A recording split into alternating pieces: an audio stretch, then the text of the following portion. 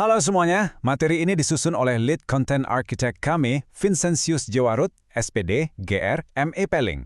Hari ini, kita akan bedah tuntas salah satu bagian terpenting dalam tata bahasa Inggris yang kadang bikin pusing, pronouns, atau yang kita kenal sebagai kata ganti. Oke, kita mulai dari contoh yang satu ini ya. Coba deh, Anda baca kalimat yang ada di layar. Rasanya gimana? Agak kaku dan diulang-ulang terus kan? Menyebut nama Susi berkali-kali itu bikin kalimatnya jadi nggak enak didengar. Nah, ini masalah yang sering banget kita temui waktu belajar bahasa baru.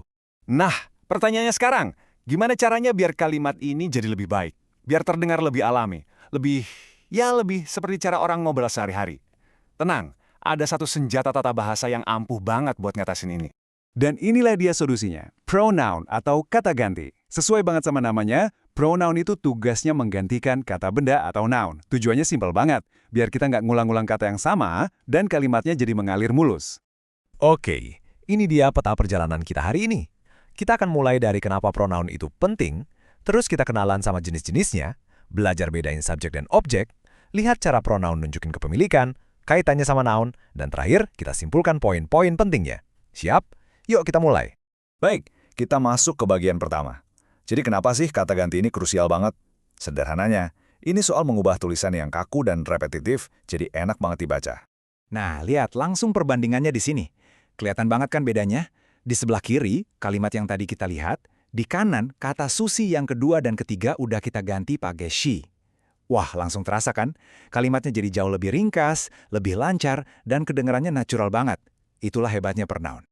Sekarang kita udah tahu kenapa pronoun itu penting. Yuk kita kenalan lebih jauh dengan beberapa kategori utamanya. Kalau kita paham jenis-jenisnya, kita jadi tahu harus pakai kata ganti yang mana di situasi yang tepat. Untuk permulaan, kita akan fokus ke 3 jenis utama ini. Pertama, ada personal pronouns. Ini yang paling umum, yang merujuk ke orang atau benda. Contohnya I, you, he. Lalu ada possessive pronouns yang gunanya buat nunjukin kepemilikan, seperti mine atau yours. Dan terakhir, ada demonstrative pronouns yang kita pakai buat nunjuk sesuatu, misalnya this atau that. Oke, bagian ini penting banget. Salah satu aturan paling dasar tapi paling sering bikin salah adalah memahami bedanya pronoun sebagai subjek dan sebagai objek. Gampangnya, siapa yang melakukan aksi, lawan katanya, siapa yang dikenai aksi. Aturannya sebenarnya jelas banget. Kita pakai subject pronouns seperti I, he, she, kalau pronoun itu yang jadi pelaku aksinya.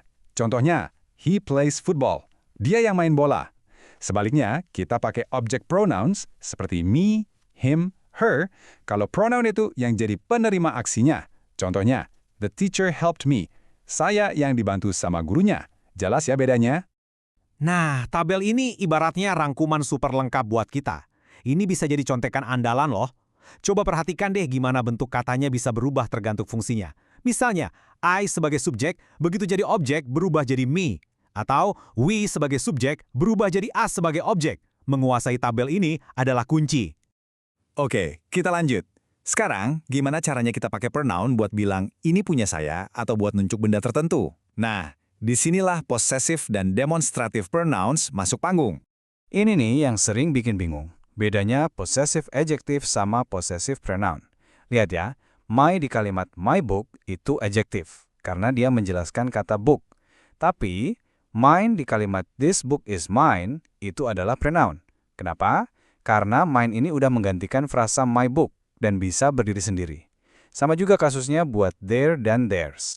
Kalau untuk demonstrative pronouns, aturannya gampang banget. Cuma berdasarkan 2 hal, jarak dan jumlah. Kita pakai this buat satu benda yang dekat, dan these buat banyak benda yang dekat. Terus kita pakai that buat satu benda yang jauh, dan those buat banyak benda yang jauh. Simple banget kan? Sekarang kita akan bahas hubungan erat antara pronoun dengan jenis noun-nya. Ternyata, apakah suatu benda itu bisa dihitung, countable, atau tidak, uncountable, sangat menentukan pronoun apa yang harus kita pakai. Oke, kita review sedikit ya. Countable nouns itu benda-benda yang jelas bisa kita hitung satu persatu, kayak book jadi books. Sebaliknya, uncountable nouns itu benda yang nggak bisa kita hitung satuannya. Misalnya water, information, atau sand. Biasanya mereka nggak punya bentuk jamak. Nah, aturannya jelas banget. Kalau kita mau menggantikan countable noun yang bentuknya jamak atau lebih dari satu, kita selalu pakai pronoun they. Jadi, the books langsung kita ganti jadi they. Gampang kan? Lalu, gimana dengan yang uncountable? Karena benda-benda ini kita anggap sebagai satu kesatuan utuh, kita selalu menggantinya dengan pronoun it. Jadi, the water menjadi it. Sama juga dengan the information jadi it. Selalu tunggal. Oke, kita udah hampir selesai nih. Waktunya kita rangkum semua yang udah dipelajari, dan kita coba sedikit latihan, biar ilmunya makin nempel.